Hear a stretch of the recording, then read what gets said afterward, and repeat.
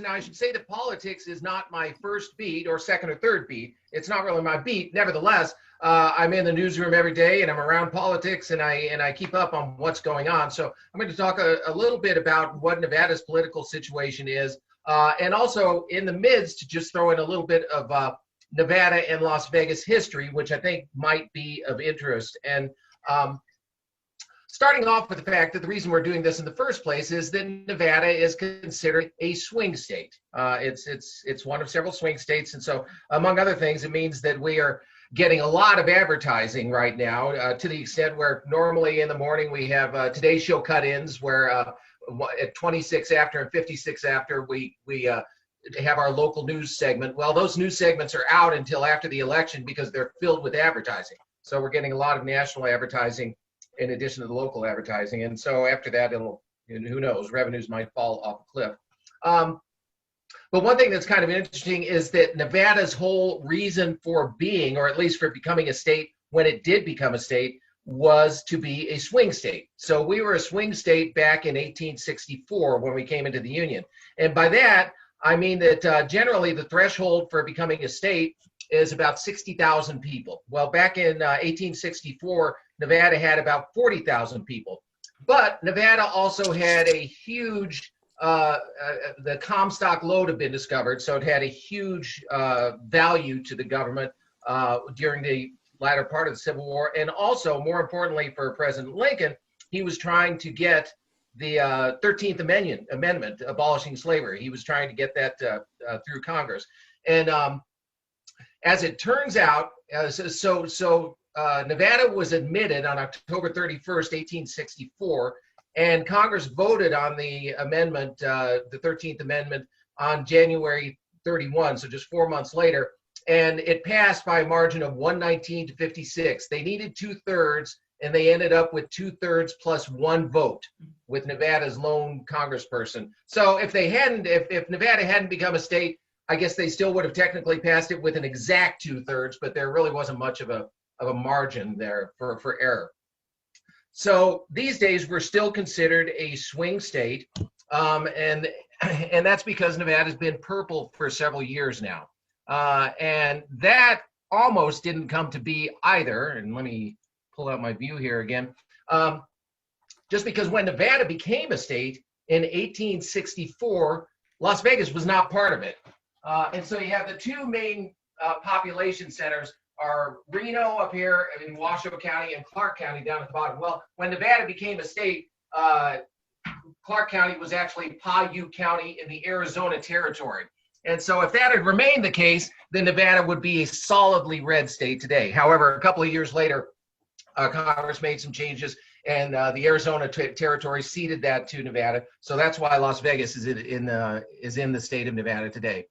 And when I say that Las Vegas or Nevada is a purple state, really you've got two urban centers, the Washoe and Clark County, and Las Vegas and Clark County have about 2/3 of the state's population.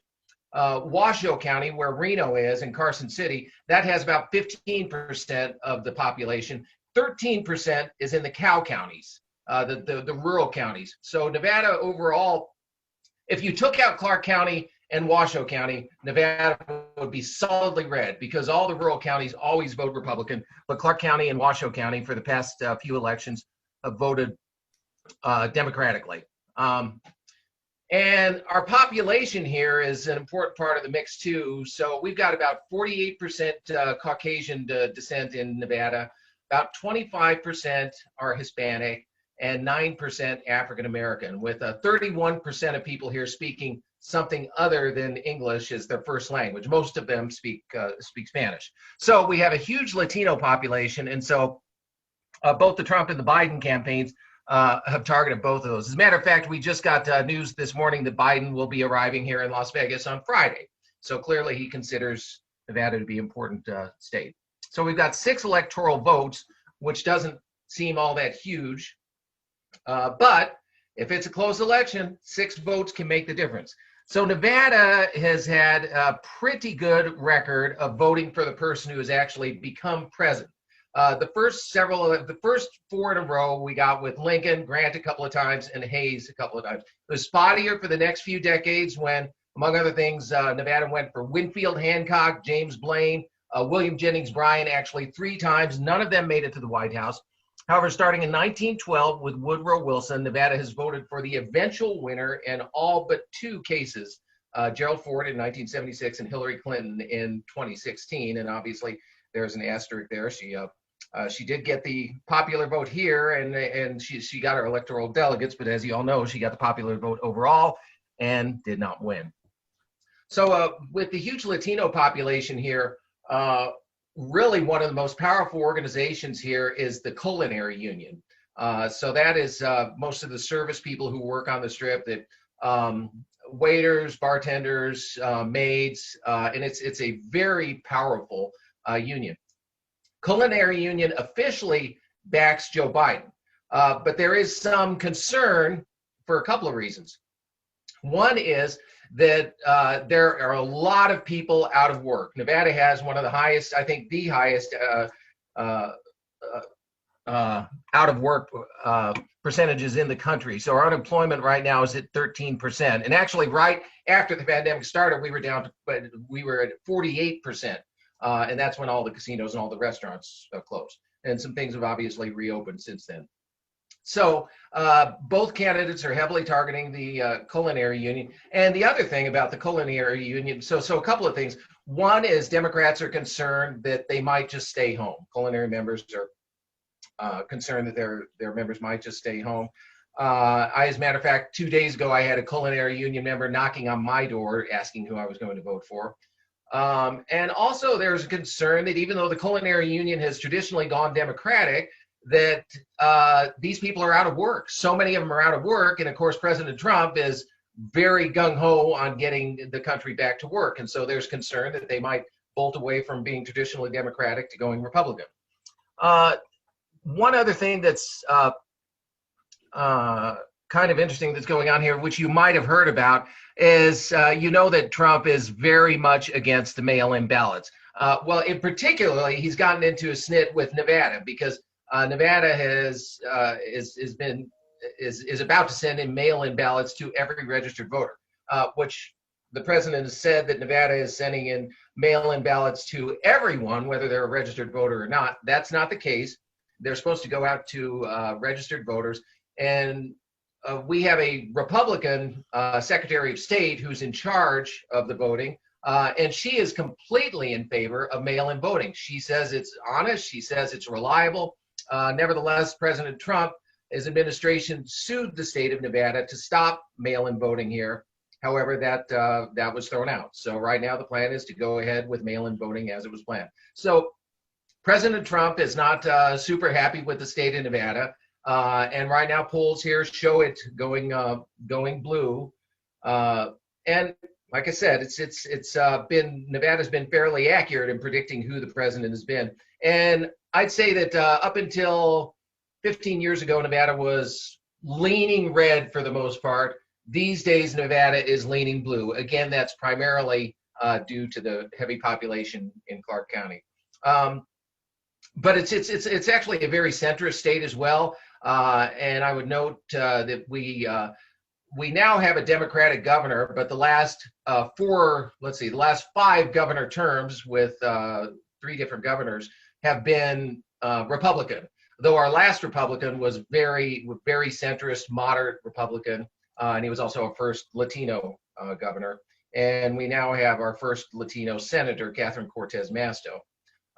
So the Latino vote is very important here, and that is who they're courting. And it'll be interesting to see who Biden, what he does when he comes in here on Friday. And just another note, we've had a couple of very influential people over the years, and one of my main beats is local history. And so the most powerful person who's ever been in Nevada politics is Senator Harry Reid, who started out here as a city attorney, and he went on to be head of the Nevada Gaming Control Board. Then he became a congressman. Then he became a senator. Then he became the House Minority Leader. Then he became the House Majority Leader before going back to minority again.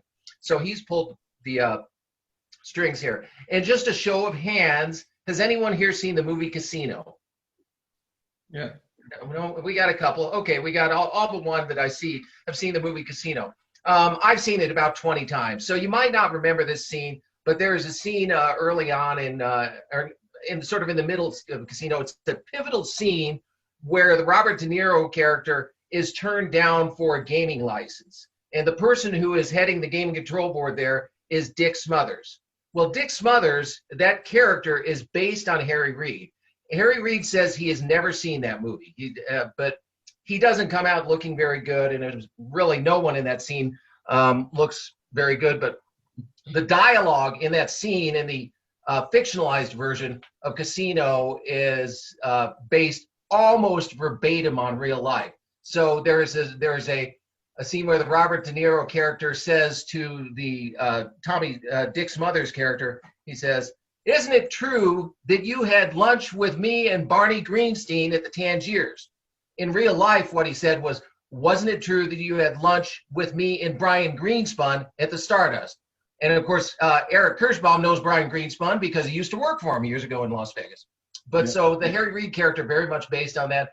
And so Harry Reid never actually got into any sort of trouble, but he had a couple of little skirmishes back there that didn't look good, and he likes to forget about him and largely pushed him in the past. So Harry Reid retired several years ago, but he still kind of pulls the strings around here politically, and he had a lot to do with getting Catherine Cortez Masto in as his successor into his Senate seat.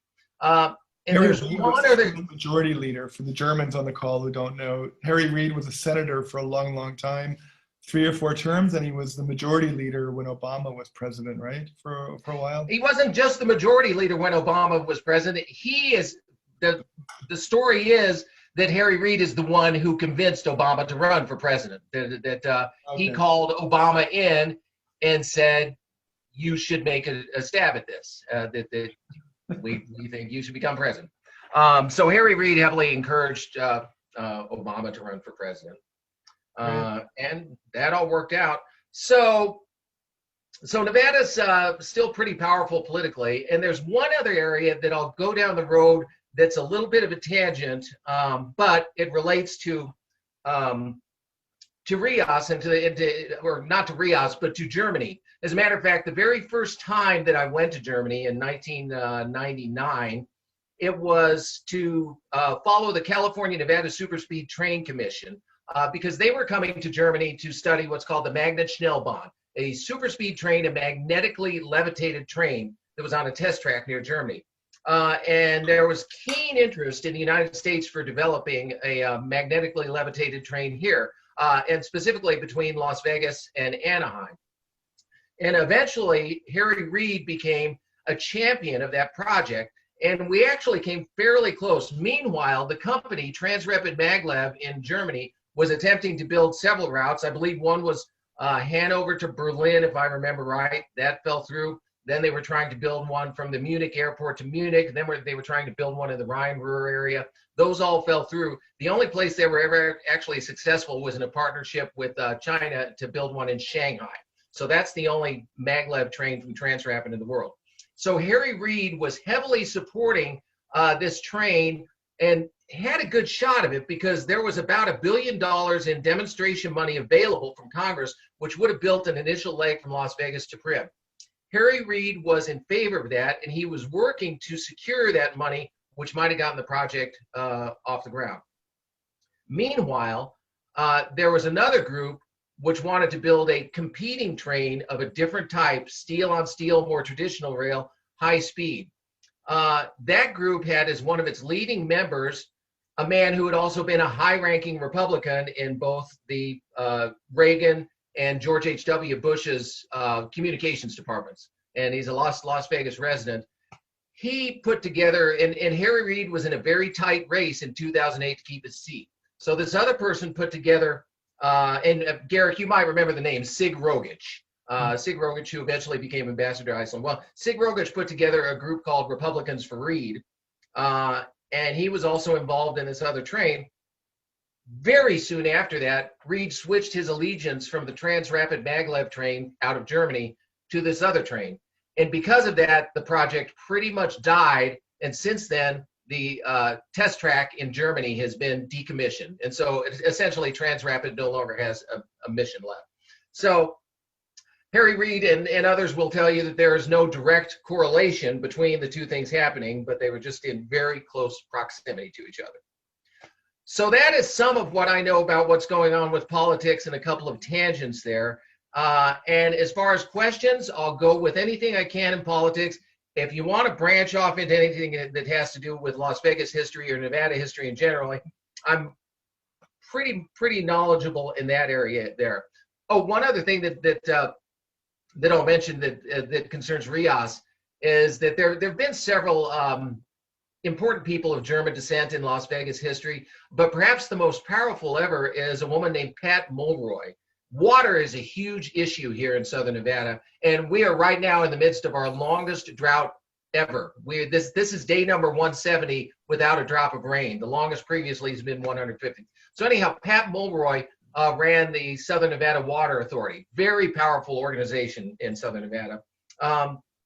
And whenever I would get journalists from RIAS who were coming to Las Vegas to study over here, I take them around to various places. I would always set up a meeting with Pat Mulroy, because even though she has an Irish name and she doesn't have any accent whatsoever, she was born and raised in Germany. So she always got a kick out of being able to talk to the journalists in her native language. And she was also a fascinating and powerful woman. And I think the German journalists who came over here enjoyed talking to her. All right, so that's me going on and on and on for a little while. So happy to talk more about any of those things or anything else about Las Vegas. Well, thanks a lot. I'll ask the first couple of questions, but everybody else can type their questions in, or if you want to ask questions, go ahead. We have a nice, small, intimate group. I mean, the first thing I was wondering, I'm fascinated by Nevada, that it's a swing state like it is. And Bernie did really well there in the primary and destroyed Biden. And I remember after Bernie did so well, and there were a lot of stories about how Biden has a problem with the Hispanic vote in Nevada. Why is that? Why do the Hispanics in Nevada not necessarily like him? And why? I mean, there's a story I read recently that Nevada could be like the Wisconsin for Trump, that if Trump wins, it'll be because he unexpectedly wins a state like Nevada, whereas he unexpectedly won Wisconsin last time. Why is that? Well, that would just sort of be speculation on my behalf. But Biden is also, I would think, if anything, it would be more that the Hispanic community is right now, they're really wanting to get back to work. Now, if they were, because such a large percentage of the Culinary Union is Hispanic. But if they had any stronger preference or were unable to connect with Biden before that, I don't know what that would be. I would say that this is just my own opinion. I'll throw it out there, that Biden is the nominee, and he's who Democratic people are, Democrats and people who are against Trump are going to vote for.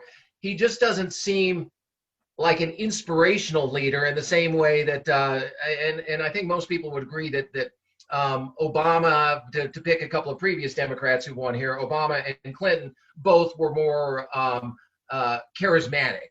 Whereas Biden, he might have a message which resonates with voters or not, but he just doesn't seem to have that personal charisma. We'll see. He's going to be here on Friday, so we'll see how he connects with voters here then. And Eric, I have to mention one thing, because this is actually a big deal in elections here. You referred several times to Nevada. It's very important for politicians to say Nevada.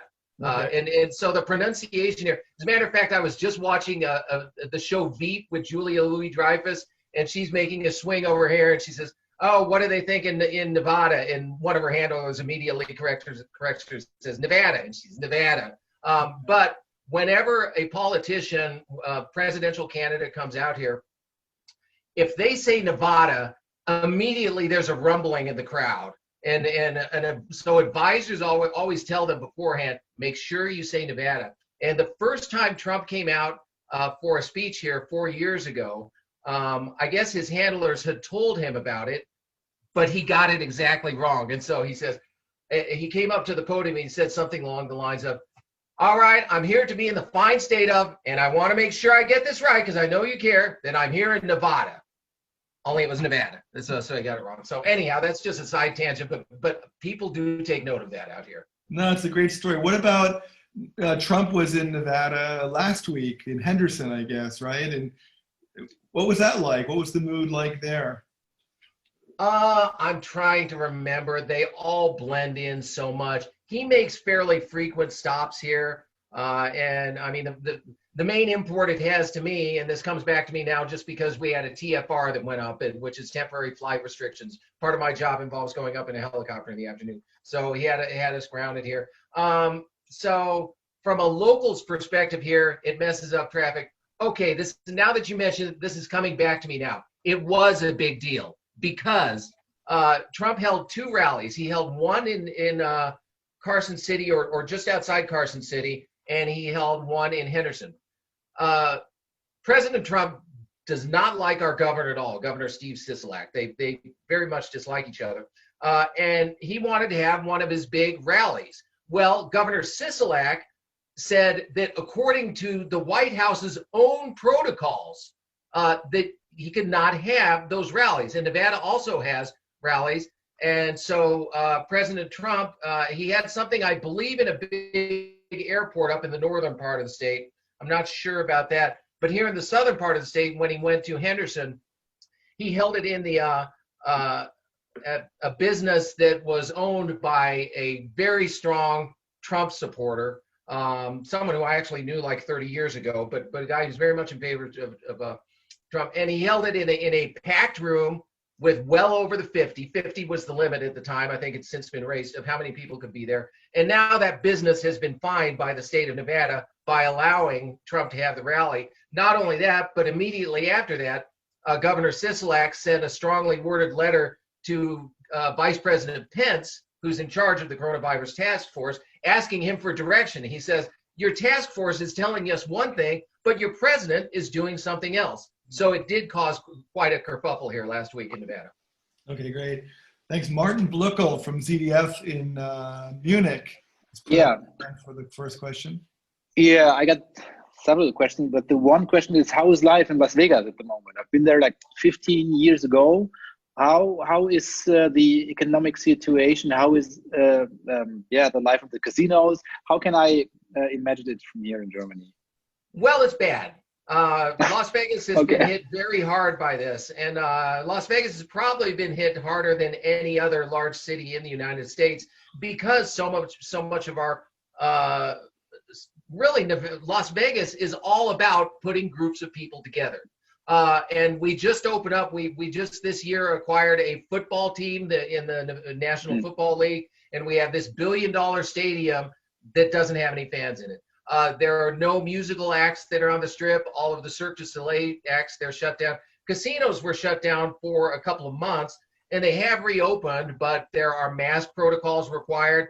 And you go up to a 21 table, and there are plexiglass dividers between the positions.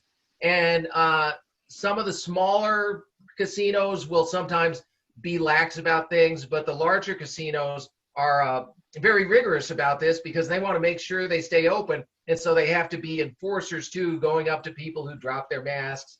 So it's very surreal, as it is in all of the world. I mean, this is strange for everyone, but it's sort of very odd to walk through a casino and see everyone wearing masks and sitting behind plexiglass. And unemployment is very high here. And I have a lot of musician friends, and I have no idea. They don't know when they're going to work. And also, in preparation for that program on the government channel that Eric mentioned at the top of the show, 2 of the people who I wanted to interview were performers. One was Hans Klock, a German magician, and he couldn't make it because he's preparing to go over to Germany to perform because he can't perform here. The other was a prominent musician here, Uli Geisendorfer, and he is in Germany right now because he can't perform here, and he was also visiting his mother there. So they have to go somewhere, so the German performers are going back to Germany to perform. Okay. Yeah, thank you. Yeah, it's a very strange atmosphere here. Oh my God. So the next question is from Brian Weekland of MSNBC. Are you in New Jersey today, Brian, or are you in New York? I'm in New Jersey. I'm still working from home. I wanted to say I totally understand what you're talking about when you say Nevada. I'm originally from Colorado, and so ever since moving out to the East Coast, everybody here I work with says Nevada, Nevada, Nevada. And I'm like, what are you talking about? It's freaking Nevada. So I always have to correct people. And then they say I'm wrong. And I'm like, what? It drives me nuts. Anyways, I was just curious. We've seen a lot in the news, you know, obviously, especially since the last debate, the first presidential debate about the Proud Boys. And we've seen rallies across the country. You know, Trump was asked about it during the debate. I'm just curious, the climate there in Nevada, have you seen rallies like that there in Nevada? Are those prominent? Are they big out there? Kind of what's the sense?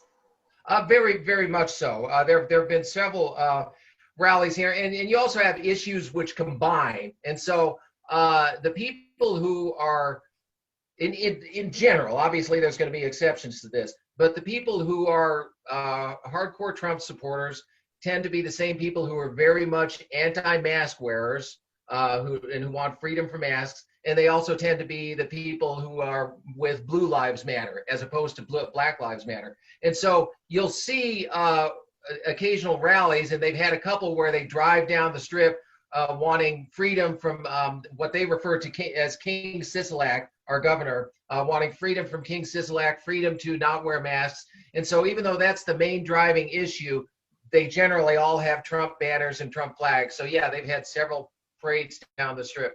And going back to the first thing you said, Brian, with regard to Nevada, I've heard people say the same thing, that, well, you're not pronouncing it wrong because it's Nevada, because it's a Spanish word. And it is. It's from the Spanish word meaning snow-capped, referring to our mountains.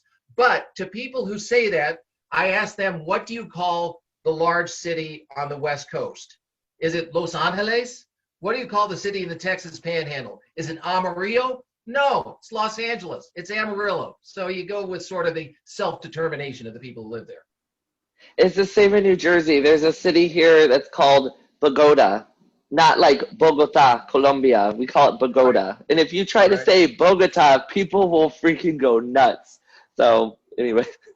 I've gotten that one. I forget how I pronounce it. Oregon, or maybe I've said, I don't know. It's Oregon. It's Oregon. It's Oregon. I'm actually a native Oregonian. So that's the other thing. People out here say Oregon, and I'm like, what are you talking about? It's I've Oregon. I've said that before. I've been corrected. It's okay. No worries. Okay. Next question is from Catherine Bennett in CNN in Atlanta. Hi there. I have several questions for you. The first one is, how did you get into traffic reporting? I'd said I sort of stumbled into it because when I was first getting started, I was working for a radio station, and I was in I was doing news. That was back when every local radio station had its own person doing news, which is very rare these days. But anyhow, I was what I refer to as the junior assistant news guy getting started. And that company just made a deal with a helicopter operator, and they wanted to experiment with doing helicopter traffic. And they asked, I don't know why they picked me, but they asked if I wanted to do it. And I said yes. And then that sort of led into different areas. One thing led to another, and I eventually started doing a multi-station traffic reporting service. And then eventually went to Channel 3, that's the NBC affiliate here, when they got their own helicopter. And in doing that, I sort of, over time, I mean, I still report on traffic, but it also led to an interest in transportation issues and doing more sort of journalism side of it, rather than just saying here's an accident, there's an accident, but also sort of going behind the scenes with transit and engineering and things like that. So it's been sort of a long and winding road. I didn't really pick my career picked me. That's interesting. I think traffic reporting sounds exciting, being up in the air. My next question is, do you have a sense of how the local media is covering national politics there in Nevada, like Biden and Trump? Does it seem like it's more friendly to the left or to the right? Can you tell? Do you have a sense, since it is a very important swing state? Or does it seem like they've been very in the middle? My perception overall is that for whatever reason, local media does not seem to get as much of the fake news rap as national media. I mean, that's been my perception. So I have not, and I see all the emails that come in to our station, because everyone in the newsroom gets every single email that comes in. And I don't hear a lot of shouting about fake news to us. I think because on the local level, it's fairly much accepted. I think it's accepted that people are sort of telling things on the level, whereas people tend to rail at the national media a little bit more. So I've not felt any reaction to that. And I should say too that I work for Sinclair Corporation. I'm guessing most of you are familiar with Sinclair Corporation. And Sinclair is known for having kind of a slant to the right. And they do occasionally run, well, not occasionally, but they regularly run pieces which come from the home office in Baltimore. But they have never, to the best of my knowledge, certainly in Las Vegas, asked anyone to shape our coverage in any way, shape, or form. So certainly at the local level, we feel free of any influence from the parent company. Great. My last question is polling, which has been tricky in the past years. Do you have right now, I guess the New York Times has their latest poll saying Biden is leading 48 to 42% currently. Do you have a sense of how accurate the polls have been in predicting Nevada's past winners, or do they seem to be often right on track, or is that a hard question to answer? Well, I would say I'm probably not the person to answer that question, just because I don't follow polling that closely. I mean, my main news source usually is NPR. I listen to a lot of NPR, so I follow what they say. I have not followed a lot of the polling on the local level here in Nevada. Okay, thank you. And interesting talk. I love hearing about history and historians. Yeah, and whenever I get German journalists who come to Las Vegas, there are a few places that I make sure all of them go. I always ask them what they want to do, what they'd like to study, and hopefully do a story while they're out here. But I also always make sure they go to the Neon Museum. I don't know if any of you all have heard about that before, but it's a tribute to neon from neon signs that have been collected over the past 7 or 8 decades, and they're all gathered together in a boneyard. And I think that sort of tells a story of our area, at least of the gaming era of Southern Nevada. The gaming era having started in 1931 and really having taken off in the mid-40s. And the other place that I always take them to is the Mob Museum. People love mob stories, and we actually, the official name of it, I believe, is the National Museum on Crime and Law Enforcement.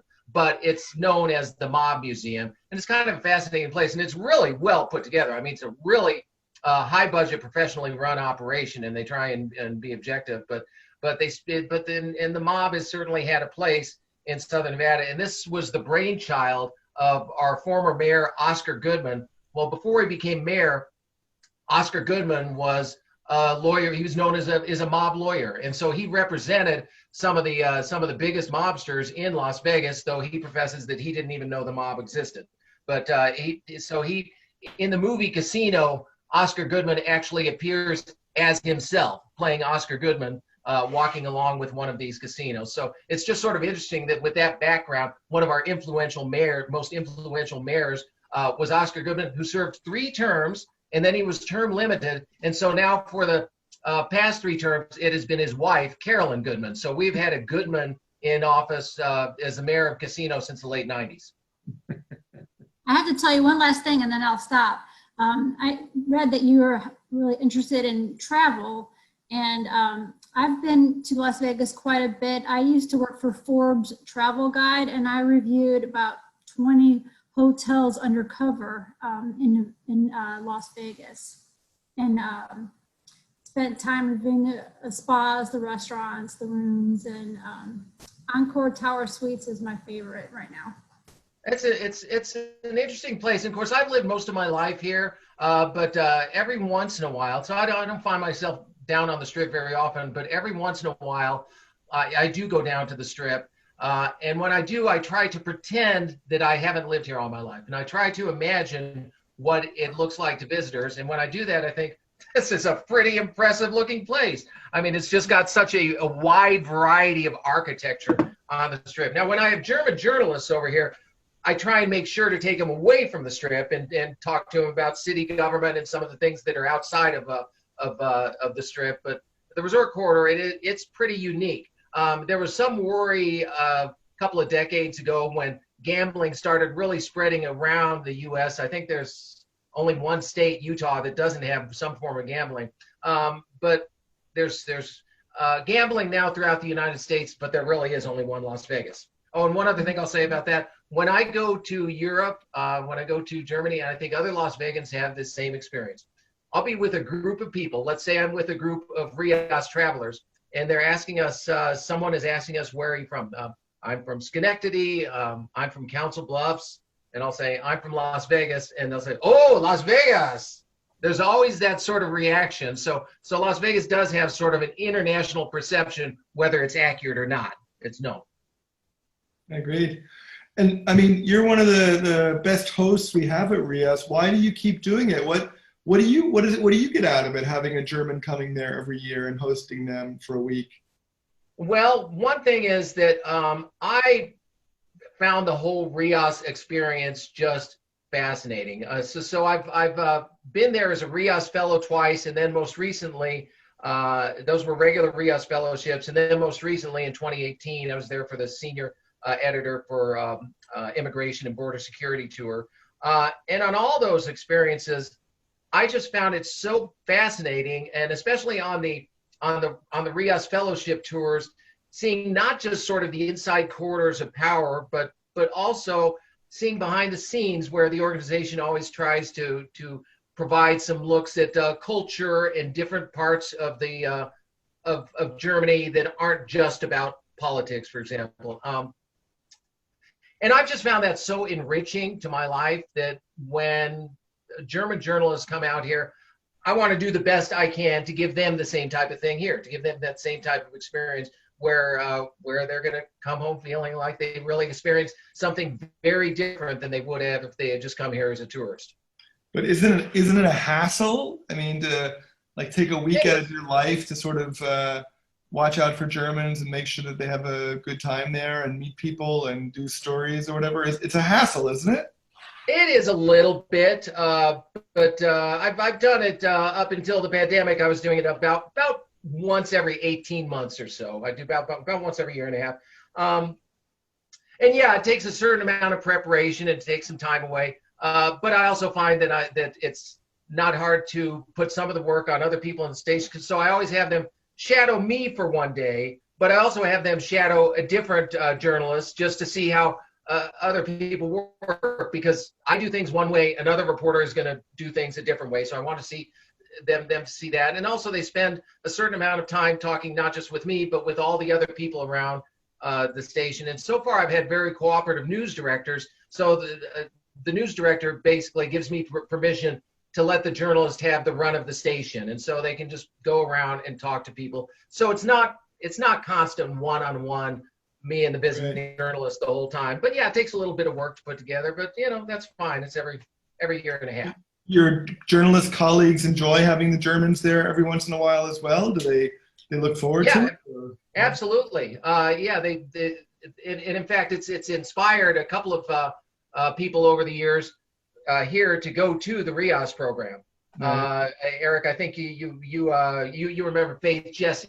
She was from the station I work at, and she went over to Berlin, toured there. And we had another woman several years before that. Marina Hasters was still running the program. Melissa Steinhofer, who was with CNN. I believe she's still with CNN. Oh yeah. Producer. She came to our alumni thing last year, Melissa. Okay, that's right. Yeah, she was in Baltimore, and she found it very fascinating. You know Melissa? Catherine, do you know Melissa? Yes, I do. I have lost track of where she is now, but I know who she is. My boss, actually. Melissa's my boss. Ah. Yes, and that was our loss because she was the best morning executive producer we ever had. But I was glad she got to be a part of the program. And it's also been rewarding. I've made a couple of friendships from the RIAS reunions over the years. People who were not on the same tours as me, but who have sort of kept in touch with over the years. One who's remained fairly active, I think, is Susan Ballot. She's at all the reunions, and so we chat now and then. And every once in a while, I would exchange a note with Tom Colonis, who just died a couple of weeks ago. And I've seen some other people at the reunions over the years. We're exploring. I mean, it looks like with Corona, it'll be another 6 months at least before we can have transatlantic exchanges. But I'm just really itching for things to do maybe in the meantime. And one of the ideas we've been talking about is I know a lot of Americans have always wanted to do a program in the United States. Like they're envious of the Germans, all the places they go. So I'm sort of toying with the idea, if we can't travel transatlantic, maybe within the US and maybe within Germany, we could have like a mini program of 2 or 3 days. Maybe we could have Las Vegas. We could invite alumni to come to Las Vegas for 2 or 3 days. Do you think that would work? There's enough things for 10 or 15 US journalists in Las Vegas. We could visit you. Could we visit other things in Las Vegas? Or well, that would be interesting. And actually, when I first joined the RIAS program in 2003, at that time, the reunion was always held in Las Vegas because it was in conjunction with National Association of Broadcasters Convention, which is here in April. And so that is from 2003 until I think around 2009 or 10 when they started having it other places. Every year would be in Las Vegas. So I would end up sort of being the de facto host of the reunion and take them to a couple of local German restaurants and show them around the strip and everything. So yeah, and also I always think it's fun if I get a chance to go to another city and just see how their newsroom works. I've been in the same newsroom for 30 years now, so it's fun to occasionally go see how a different newsroom works. yeah, you think there'd be 2 or 3 media outlets in Las Vegas we could talk to people? Maybe the Review Journal, maybe another radio station, maybe the mayor. And I know there's a couple of other RIAS fellowship alumni who are in Las Vegas. One who you introduced me to, Eric, I forget his name, but he works at the ABC affiliate here. What's that? Jeremy Chen. Yes, Jeremy Chen. And I believe there's also a RIAS alumni who works at Telemundo, the Spanish language station that's here. And so, you know, and I've got connections in the newspapers too, and I'm sure that tours could be arranged and things like that.